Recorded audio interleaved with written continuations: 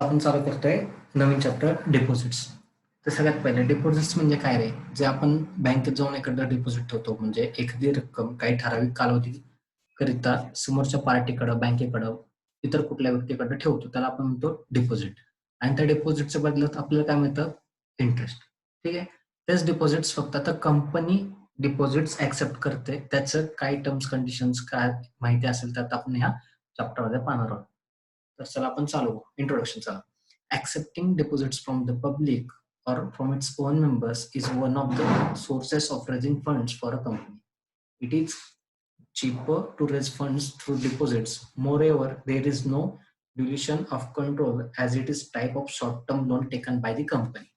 However, accepting deposits can be a risky option for a company in case it defaults in the repaying the deposits. Meaning and definition of public deposit was discussed in chapter 2. In this chapter, we will learn which companies can collect deposits, the term and conditions to be fulfilled, and the procedure to collect deposits from members and public. ठीक आहे. Deposits म्हणजे काय असतात? एखाद्या ठराविक कालावधीकरिता आपण ठेवलेली ठेव. बरोबर आहे. आता ती ठेव शॉर्ट टर्मची असते किंवा ती जास्त करून शॉर्ट टर्म मध्येच असतं. पण कसं असतं सोबत, आता एखाद्या कंपनीने जेव्हा ठेव स्वीकारली आहे, हा, जर एखाद्या कंपनीने ज्या डिपॉझिट स्वीकारल्या आहेत त्याचं रिपेमेंट जर वेळेत केलं नाही तर त्या कंपनीवरती ऍक्शन घेतल्या जाऊ शकतात. त्यामुळे हा जरासा रिस्की वे. याच्यामध्ये सगळ्या ज्या प्रोव्हिजन्स असतील त्या कंपनीला स्ट्रिक्टली फॉलो कराव्या लागतात. आणि हे थोडंसं किचकट पण असतं, म्हणजे ऍक्सेप्टिंग डिपॉझिट्स वगैरे. ठीक आहे. आता बघा 5.1 acceptance of deposit. All companies accepting deposits except, म्हणजे कुठल्या कुठल्या कंपनीज डिपॉझिट ऍक्सेप्ट करू शकत नाही? हा, a banking company, a non-banking finance company, a housing finance company, and such other company as central government will specify how to comply with the provisions of Section A, subsection 73 to, sorry, provisions of Clause A, Section 73 to 76 of Companies Act 2013. B, Companies Acceptance of Deposits Rules 2014 and Companies Rules 2014. C, directives issued by Reserve Bank of India regarding acceptance of deposit. आता बघा, आपण हे जे deposit बघणार आहोत ते इतर deposit पेक्षा काय असणार आहेत? वेगळे. आता बँकिंग कंपनीचा बिझनेस काय? ते डिपॉझिट ऍक्सेप्ट करायचे, पण ह्यांचे डिपॉझिटच्या काइंड्स वेगळ्या असतील, त्याच्या पद्धती वेगळ्या असतील, आणि आपण जे कंपनीचे डिपॉझिट बघणार आहोत त्याचे रूल वेगळे असतील. आपण जे रूल बघणार आहोत हे खालील कंपन्यांना ऍप्लिकेबल होत नाही. ठीक आहे. आता बघूया. Following chart shows which companies can collect deposits from its members and from the public. Acceptance of deposit from members and from public. पहिलं, कंपनी स्वतःच्या मेंबर्स कडनं आणि जनरल पब्लिक कडनं दोन्हीकडनं डिपॉझिट गोळा करू शकते का? हा. आता from members, private company, public company, other than eligible company आणि इलिजिबल पब्लिक कंपनी. म्हणजे पब्लिक पण आणि प्रायव्हेट पण दोन्ही पण कंपनी त्यांच्या मेंबर्स कडनं काय करू शकतात? डिपॉझिट ऍक्सेप्ट करू शकतात. आता फ्रॉम पब्लिक कंपनी फक्त इलिजिबल पब्लिक कंपनी ज्या असतील त्याच, आणि गव्हर्नमेंट कंपनीज फक्त पब्लिक कडनं डिपॉझिट गोळा करू शकतात. म्हणजे मेंबर कडनं जर डिपॉझिट गोळा करायचे असेल तर कुठलीही कंपनी करू शकते. पण पब्लिक कडनं जर गोळा करायचं असेल, जनरल पब्लिक कडनं, तर सगळ्या कंपनीज डिपॉझिट ऍक्सेप्ट करू शकत नाही, डिपॉझिट स्वीकारू शकत नाही. फक्त इलिजिबल पब्लिक कंपनी आणि गव्हर्नमेंट कंपनी स्वीकारू शकतात. आता प्रायव्हेट कंपनी म्हणजे काय? A private company can accept deposit from its members or directors or relatives of directors. Private कंपनीमध्ये कुठलं कुठलं?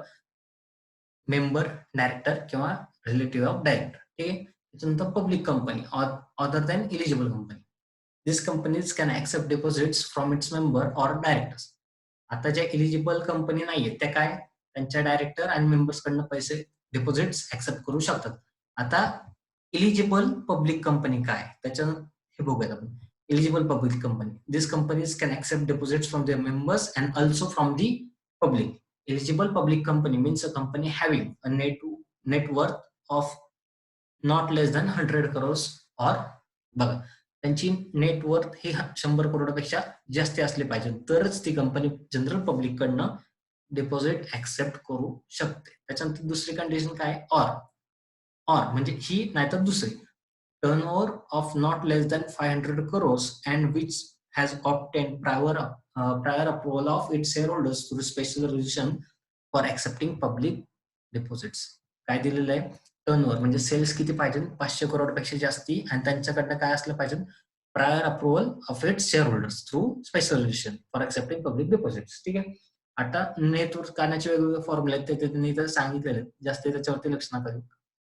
ठीक आहे. आता पुढं terms and conditions for acceptance of deposit. आता खाली काय दिलेले आहेत?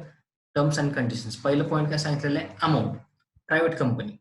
आता इथं त्यांनी इक्वेशन सांगितलेले असतील की त्या इक्वेशन पेक्षा जास्त डिपॉझिट ते गोळा करू शकत नाही. Private company. A private company can accept deposits from its members or directors or relative of directors not more than 100% of its aggregate paid up share capital and free reserves. काय? पहिलं कुणाकडनं गोळा करू शकते? मेंबर, डायरेक्टर किंवा डायरेक्टरचे relative. बरोबर आहे. किती गोळा करू शकते? त्यांचं जे पेड अप शेअर कॅपिटल असणार आहे प्लस फ्री रिझर्व्ह, म्हणजे असा प्रॉफिट की जो त्यांनी वाटप केलं नाहीये, न वाटता त्यांच्या कंपनीमध्येच ठेवलेलं आहे, अशा अमाऊंटच्या 100%. म्हणजे सपोज पेड कॅपिटल आणि फ्री रिझर्व्ह जर त्यांचे 1,50,000 असतील, तर डिपॉझिट किती ऍक्सेप्ट करू शकतात ते? 1,50,000. However, certain class of private companies, as specified the Companies Act, can accept deposit more than 100% of its aggregate paid up share capital and free reserve. पण काही काही सर्टन क्लास कंपनीज ऍक्टनी सांगून दिलेले आहेत की त्याच्यामध्ये 100% पेक्षाही जास्त ते डिपॉझिट्स ऍक्सेप्ट करू शकतात. ठीक आहे. आता पुढे आपण जाऊयात कुठे? पब्लिक कंपनीकडे. पब्लिक कंपनी बघूयात. आता कुठली? Other than eligible. Eligible company आपण बघत नाही, आपण कुठली बघतोय? Other than eligible company. कुठली? Public. These companies cannot accept fresh deposits from its members if the amount of such deposits, together with previous deposits, exceeds 25% of aggregate of the paid up share capital and free reserves of the company. बघा, हे एकतर किती? 25% पर्यंतच deposit accept करू शकतात. 25%, पण कशाच्या? Paid up share capital आणि फ्री रिझर्व्ह. म्हणजे सपोज कंपनीचे paid up share capital plus free reserve जर 1,00,000 असतील, तर ते फक्त 25,000च्याच डिपॉझिट ऍक्सेप्ट करू शकतात. त्याच्यानंतर कुठलाही फ्रेश डिपॉझिट ऍक्सेप्ट करू शकत नाही. ठीक आहे. आता आपण बघणार आहोत काय? Eligible company. आता इलिजिबल पब्लिक कंपनी, त्याच्यामध्ये काय क्रायटेरिया होता? 100 करोडचं शेअर कॅपिटल, सॉरी, नेटवर्थ आणि 500 करोडचा टर्नओव्हर त्याच्यापेक्षा जास्त असला पाहिजे त्याच्यामध्ये. आता फ्रॉम मेंबर्स आणि फ्रॉम पब्लिक. आता मेंबर्स कडनं cannot accept fresh deposits if the amount of such deposits together with the previous deposits exceeds 10% of aggregate paid up share capital and free reserves. बघा, म्हणजे सपोज जर 1,00,000चं capital असेल, तर त्याच्या 10% म्हणजे 10,000 रुपयापर्यंतच त्या मेंबर्स कडनं काय डिपॉझिट्स ऍक्सेप्ट करू शकतात. आणि from public cannot accept fresh deposits if the amount of such deposits together with the previous deposits exceed 25% of aggregate paid up share capital. किती टक्के? 25%. ठीक आहे. त्यानंतर गव्हर्नमेंट कंपनी सांगितलेलं आहे, government company cannot accept deposits from public not exceeding 35% of the paid share capital and free reserves of the company. Government company म्हणजे ज्या कंपनीवरती गव्हर्नमेंटचा hold असतो त्याला आपण काय म्हणतो? Government company. आणि त्या किती? 35% of paid up share capital आणि फ्री रिझर्व्ह पर्यंत डिपॉझिट्स ऍक्सेप्ट करू शकतात. त्याच्यानंतर आपण दुसरं पण बघणार पिरियड. त्याचा टेन्युअर काय असणार आहे? आता no deposit can be accepted or renewed which is to be repaid within a period of 6 months or more than 36 months. म्हणजे 6 महिने ते 36 मंथ, म्हणजे 6 ते 36 महिन्यांचाच डिपॉझिटचा कालावधी असतो. म्हणजे 6 महिन्यांपेक्षा कमी नाही आणि 36 महिन्यांपेक्षा जास्त नाही. In certain circumstances, a company may accept deposits repayable earlier than 6 months to meet its short-term needs. काही काही सर्टन सर्कमस्टान्सेस मध्ये 6 महिन्यांपेक्षा कमी कालावधीच्या सुद्धा डिपॉझिट्स ऍक्सेप्ट केले जाऊ शकतात. Such deposits must have a tenure of minimum 3 months and the amount of such deposits cannot be more than 10% of aggregate paid up share capital and free reserves of the company. पण असे जे deposit असतील की त्यांचं tenure काय आहे 6 महिन्यांपेक्षा कमी आहे, तर मिनिमम किती महिन्याचं टेन्युअर पाहिजे? 3 महिन्याचं. आणि त्या डिपॉझिटची amount 10% of aggregate share capital आणि रिझर्व्हच्या टोटलच्या 10% पेक्षा काय असली पाहिजे? कमी असली पाहिजे. Under certain circumstances, on the request of depositor, company makes premature repayment of deposits. Company may also renew its deposits with the same terms of issue and it will be considered as fresh deposit. बघा, एखाद्या डिपॉझिटरला अचानक गरज पडली तर ते त्यांच्या कालावधी म्हणजे टेन्युअरच्या आधी पण येऊन पैसे मागू शकतात. अशा वेळेस कंपनी त्यांना पैसे परत सुद्धा करू शकते. कॅन. ठीक आहे. आणि कंपनी सपोज आज आज माझी डिपॉझिट होती 3 महिन्यांसाठीची, त्याच संपते. 6 महिन्यांसाठी त्याच संपते. तर मी आज ती पुन्हा एकदा 6 महिन्यांसाठी रिन्यू करून घेऊ शकतो. आणि ह्याला काय म्हणतात? रिन्युअल. म्हणजे ह्याची ट्रीटमेंट ॲज अ फ्रेश डिपॉझिटच केली जाईल. म्हणजे नवीन डिपॉझिट स्वीकारले कंपनी. अशीच ट्रीटमेंट त्याला भेटेल. No demand deposits. म्हणजे डिमांड डिपॉझिट म्हणजे काय? मी तुमच्याकडे पैसे ठेवायला दिलेले आहेत. जेव्हा मला गरज पडेल तेव्हा मी तुमच्याकडे मागायला येईल. तेव्हा तुम्ही मला पैसे परत करताय. त्याला आपण काय म्हणतो? Demand deposit. Company cannot accept or renew deposits repayable on demand. Company कुठल्याही प्रकारचं डिमांड डिपॉझिट ऍक्सेप्ट करू शकत नाही. Secured or unsecured deposits. आता बघा, a company can accept secured or unsecured deposit which should be clearly mentioned in the circular or advertisement inviting deposits. If a company offers secure deposits, it has to create a charge on its tangible asset within 30 days of the acceptance of deposit. बघा, पहिलं, company secured किंवा unsecured दोन्ही पण deposits issue करू शकते. ठीक आहे. पण ते कशावरती मेन्शन? सर्क्युलर किंवा ऍडव्हर्टाइजमेंट वरती मेन्शन असलं पाहिजे की ते डिपॉझिट्स कसे आहेत, सिक्युअर्ड किंवा अनसिक्युअर्ड. आता जर ते डिपॉझिट सिक्युअर असतील तर काय करायचे? कंपनीला चार्ज तयार करायचे. कशावरती? टँजेबल असेटवरती. आणि किती दिवसांच्या आत? डिपॉझिट 30 दिवसांच्या आतमध्ये चार्ज तयार करायचा आहे. तो कशावरती? टँजेबल असेट. पहिलं, चार्ज म्हणजे काय? जर कंपनी ते डिपॉझिट रिपे करण्यास असमर्थ ठरली किंवा करू शकली नाही तर काय करायला लागणार? मग डिपॉझिटर्स काय म्हणू शकतात? की ज्या ॲसेटवरती चार्ज तयार केलेला आहे म्हणजे ते ॲसेट विका आणि आम्हाला आमचे पैसे परत करा. म्हणजे काइंड ऑफ आपण त्याला काय म्हणू शकतो? मॉर्टगेज नाही, फक्त चार्ज. किती ॲसेट विका, आम्हाला पैसे पाहिजेत. त्या ॲसेटवरती डिपॉझिटरचा हक्क राहील. ठीक आहे. नंतरनं application form. A company has to provide application form. It should contain a declaration by the applicant that the deposit he is making is not made out of any money borrowed by him from another person. आता depositor कडनं त्यांनी application form भरून घ्यायचा आणि त्याच्यावरती काय mention असलं पाहिजे की त्या व्यक्तीने कुठल्याही दुसऱ्या व्यक्तीकडनं ते पैसे ऍज अ कर्ज घेतलेले, ऍज अ बॉरोविंग म्हणून घेतलेले नाहीयेत. ठीक आहे. आता जॉईंट नेम्स. 6वा point. Company can accept deposits in joint names of depositor, but there should not be more than 3 names. Joint name म्हणजे एखाद्या हजबंड आणि त्यांच्या वाईफच्या नावावरती सुद्धा ते डिपॉझिट्स ठेवू शकतात. पण कंडिशन काय आहे? 3 पेक्षा जास्त नावं नसली पाहिजेत. त्याच्यानंतर nomination. Every depositor at any time has the right to nominate any person as nominee in the event of death of the depositor. Nominee म्हणजे काय? सपोज एखादी व्यक्ती अचानक डेथ झाली, त्या व्यक्तीची डेथ झाली, तर त्याचे ते पैसे कुणाला मिळणार? त्याला नॉमिनी म्हणतात. आणि तो कधीही तो चेंज करू शकतो किंवा ठेवू शकतो. Circular or advertisement. महत्वाचं पॉईंट बघा, मोठा आहे खूप. Circular or advertisement. If a company invites deposits from its member, it issues a circular. But if it invites deposits from the public, company has to issue an advertisement. Members कडनं जेव्हा पैसे गोळा करायचे, deposits गोळा करायचे, तेव्हा कंपनीने काय इश्यू करायचं? सर्क्युलर, कंपनीतल्या कंपनीमध्ये. आणि जेव्हा कंपनीला जनरल पब्लिक कडनं पैसे गोळा करायचे तेव्हा त्यांनी काय करायला पाहिजे? ऍडव्हर्टाइजमेंट. आता कंटेंट काय काय काय असले पाहिजे? Statement about the financial position म्हणजे balance sheet, profit loss account सगळं. The portion of secured and unsecured deposit of fresh issue. किती पोर्शन आहे सिक्युअर्ड आणि अनसिक्युअर्ड ते लिहिलं पाहिजे. Credit rating obtain by credit rating agency only for the eligible public company. CIBIL score कधी ऐकलंय का? आपल्या इंडिव्हिज्युअलच्या साठी तो असतो. तसं ह्यांनी काय घेतलं पाहिजे? क्रेडिट रेटिंग घेतलं पाहिजे. कोणाकडनं? क्रेडिट रेटिंग एजन्सीकडनं. म्हणजे यांचं जे लोन हे बोरो करतात, डिपॉझिट ऍक्सेप्ट करतात आहे, ते रिपे करण्याची किती क्षमता आहे, तर ते कशावरून कळतं, तर क्रेडिट रेटिंग वरनं कळतं. ठीक आहे. कुठल्या स्कीमच्या अंडर हे डिपॉझिट्स गोळा केले जातात त्याचे डिटेल, त्याच्यानंतर नेम ऑफ डिपॉझिट ट्रस्टी, त्याच्यानंतर amount due towards deposits of any previous deposit accepted by company. आता ह्याच्या आधीचे कुठले किती डिपॉझिट्स आहेत, किती रकमेचे डिपॉझिट्स आहेत, त्यांचं पेमेंट करायचं बाकी, हे सगळ्यांची इन्फॉर्मेशन दिली गेली पाहिजे. आता B point, filing of circular or advertisement with ROC.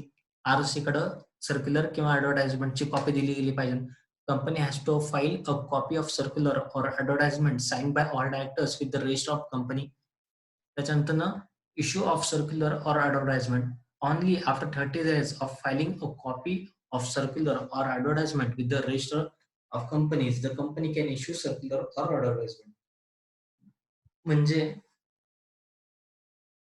आज जर मी सर्क्युलर किंवा ॲडव्हर्टाइजमेंटची कॉपी आरओसी कडे सबमिट करतो, तर त्याच्या 30 दिवसांच्या नंतरच मी काय करू शकतो, डिपॉझिट ऍक्सेप्ट करू शकतो. ठीक आहे. सॉरी, डिपॉझिट म्हणतोय, आपण काय करू शकतो, 30 दिवसानंतरच ते सर्क्युलर किंवा ॲडव्हर्टाइजमेंट पब्लिक इश्यू करू शकतो.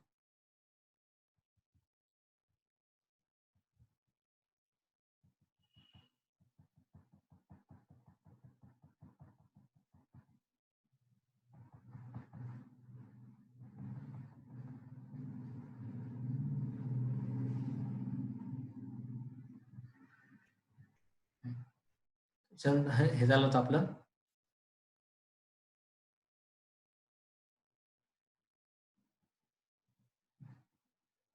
आता व्हॅलिडिटी ऑफ सर्क्युलर, एक मिनिट, एक पॉइंट राहिला का आपला.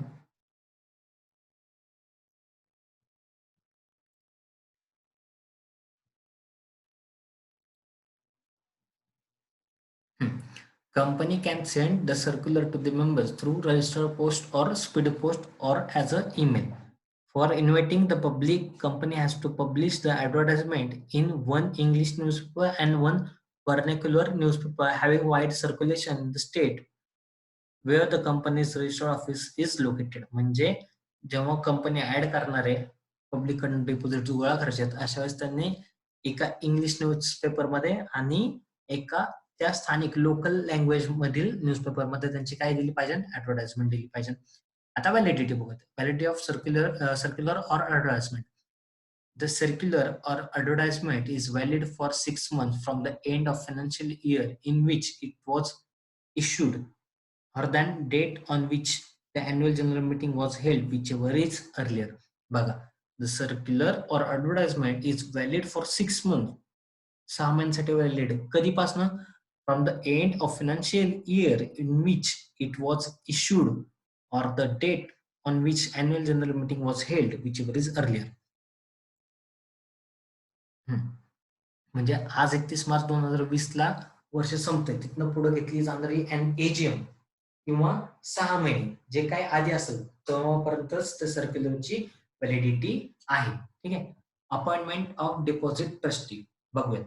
When issuing secure deposits, eligible companies and public companies have to appoint one or more deposit trustees. The trustees protect the interest of depositor in case a company defaults in repaying the depositors. Company can sign a contract with deposit trustees called as a trust deed. It contains the terms and conditions of the contract. The deed has to signed at least 7 days before issuing the circular or advertisement. The deposit trustees on its own or on the request of 110 depositors can call a meeting of all depositors when a company defaults at repaying deposits. बघा, पहिलं deposit trustee म्हणजे कोण, की जे व्यक्ती म्हणजे त्यांनीच नेमून दिलेले असं काहीतरी ते अपॉइंट करतील कोणीतरी, एकाला किंवा मोर दॅन 1% ते डिपॉझिट ट्रस्टीज अपॉइंट करू शकतात. त्यांचं काम काय असणार आहे, की इतर डिपॉझिटर्सचे पैसे बुडणार नाही त्याची काळजी घ्यायची. जर ते कंपनी रिपेमेंटच्या वेळेस काहीतरी रिपेमेंट करत नसेल, आता काहीतरी फ्रॉड करत असेल, काहीतरी की ते टर्म्स कंडिशन फॉलो करत नाही असं त्यांना वाटलं, की आपले पैसे हे परत करणार नाहीयेत, देत नाहीयेत, त्यांना काय प्रॉब्लेम वाटला, तर ते काय करू शकतात, ऑल डिपॉझिटरच्या व्यक्तीने ऍक्ट करू शकतात काही. ठीक आहे. वेन इश्युइंग सिक्युअर डिपॉझिट्स, आणि हे कधी असतं, सिक्युअर डिपॉझिटच्या वेळेस. Eligible companies and public companies have to appoint one or more deposit trustees. The trustees protect the interest of depositor. ट्रस्टींचं काम काय असतं, कोणचा इंटरेस्ट जपायचा, डिपॉझिटर. इंटरेस्ट म्हणजे त्यांचा फायदा. In case a company defaults in repaying the depositors, company signs a contract with deposit trustees called as trust deed. आणि त्यांच्यामधल्या अग्रीमेंटला काय म्हणलं जातं, ट्रस्ट डीड. आणि the deposit trustees on its own or on the request of 110 depositors can call a meeting of all depositors. म्हणजे deposit ट्रस्टीला अधिकार आहे कशाचा, की ऑल डिपॉझिटर्सची मीटिंग बोलवायचा. पण ते कधी मीटिंग घेऊ शकतात, जेव्हा 100 मधल्या 10 डिपॉझिटर्सनी 10 मधल्या एका डिपॉझिटर्सनी काय केलंय, त्यांच्याकडे रिक्वेस्ट केली, अशा वेळेस ते काय करू शकतात, डिपॉझिटर्सची मीटिंग बोलू शकतात. कोण, डिपॉझिट ट्रस्टीज. आता क्रिएट 4 जण असेल, मगाशी आपण बघितलं होतं, आता बघूयात काय. Company accepting secure deposit from the public within 30 days of acceptance has to create a charge on its tangible asset. Tangible म्हणजे जे आपल्याला दिसते, ज्याला आपण स्पर्श करू शकतो असे asset, for an amount not less than the amount of deposits accepted. त्या assetची व्हॅल्यू त्या डिपॉझिटच्या व्हॅल्यू पेक्षा जास्ती किंवा तेवढी तरी असली पाहिजे. The minimum amount of security should be equal to the amount not covered by deposit insurance. The security is created in the favor of deposit trustees. ठीक आहे. त्याच्यानंतर डिपॉझिट इन्शुरन्स म्हणजे काय, a company needs to take deposit insurance at least 30 days before issue of circular or advertisement. कंपनीनी 30 दिवसांच्या अगोदर काय घ्यायला पाहिजे, deposit insurance. If amount paid of deposit plus interest on it is up to 20,000, insurance is to be taken. आणि insurance घेणं त्यावेळेस काय आहे, गरजेचं आहे. Obtain credit rating. आता आपण बघितलं होतं मागाशी क्रेडिट रेटिंगचं काय ते. Every company has to get credit rating of its deposits and include the ratings in the circular or advertisement.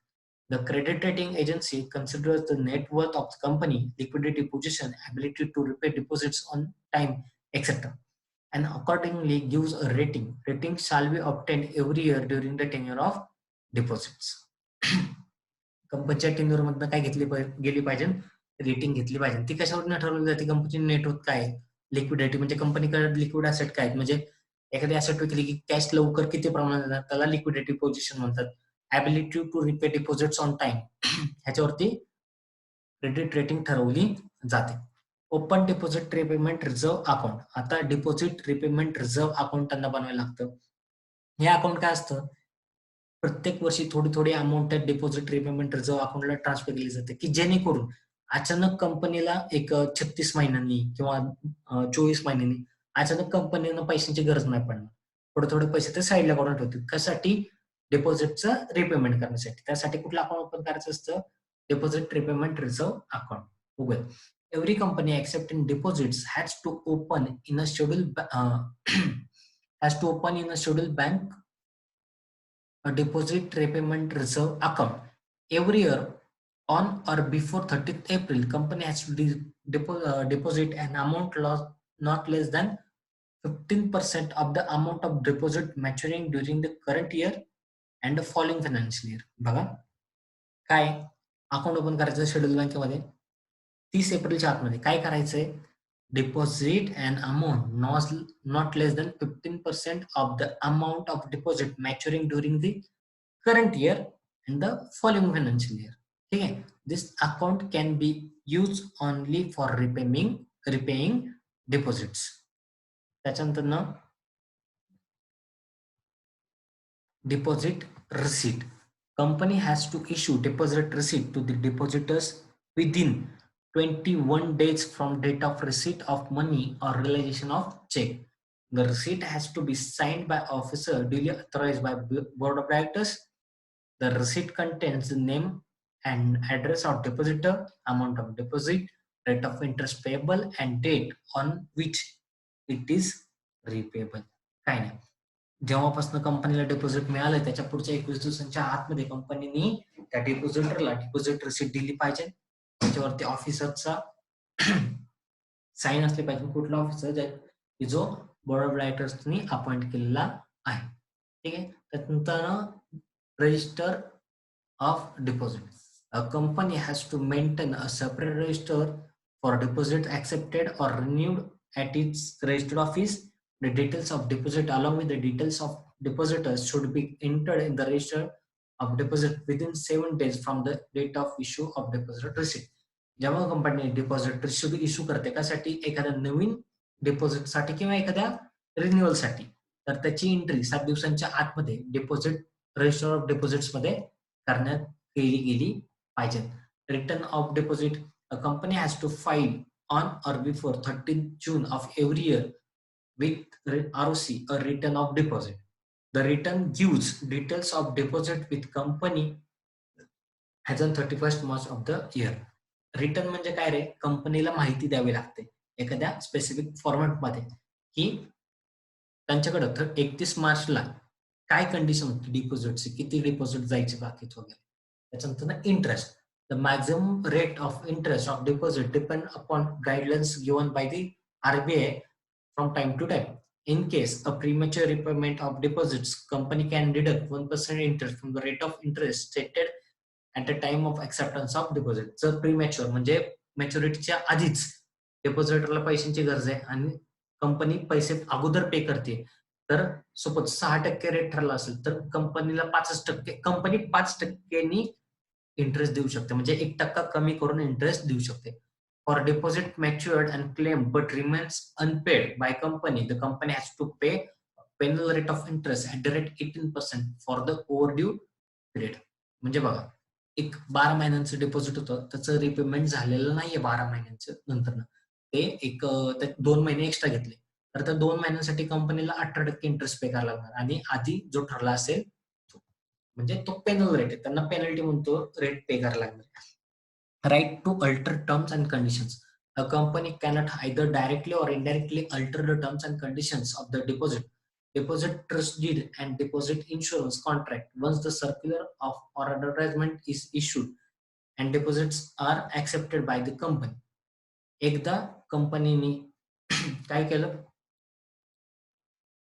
Circular किंवा ऍडव्हर्टाइजमेंट इश्यू केली, त्यानंतर न कंपनी त्याचे टर्म्स कंडिशन चेंज करू शकत नाही. ठीक आहे, कंपनीने काय केलं, सर्क्युलर ऍडव्हर्टाइजमेंट इश्यू केलं, लोकांनी डिपॉझिट स्वीकारले, त्यांनी काय बघून स्वीकारले रे, सर्क्युलर आणि ऍडव्हर्टाइजमेंट, आणि त्याच्यातल्या ज्या कंडिशन होत्या नंतर न कंपनी त्या कुठल्याही कंडिशनला अल्टर करू शकत नाही. Disclosure in financial statement. A company has to disclose in its financial statement by way of notes the money received from directors or relatives of directors in case of a private company. Directors किंवा relative of directors कडनं जेवढे पैसे आले ते त्यांना notes मध्ये लिहावे लागतील. Punishment. As per Companies Act, an officer or the company who is in default for contravention of any provision of the provisions of the Act is punishable for fraud. The Maharashtra government has passed the Maharashtra Protection of Interest of Depositors Act 1999 to protect the interest of depositors. Companies in Maharashtra will be punished for contravening the provisions of this act also. आणि पुढचा point जो आहे प्रोसिजरचा, तो आपल्या portion cut केला आहे. Deposit chapter मध्ये आपल्याला एवढंच बघायचं होतं. तुम्हाला डिपॉझिटची आणखीन चांगली कल्पना हवी असेल तर तुम्ही सहारा केस बद्दल, सुब्रता राय सहारा केस बद्दल थोडीशी माहिती वाचू शकता किंवा त्यांच्या एखादा दुसरा व्हिडिओ बघू शकता. एवढंच दिलेलं आपल्या हा पुढचा जो प्रोसेसचा पार्ट आहे तो कट केलेला आहे. आपण नेक्स्ट लेक्चर मध्ये 4था चॅप्टर आपला काय डिबेंचर्स तो चालू करणार आहोत. चला.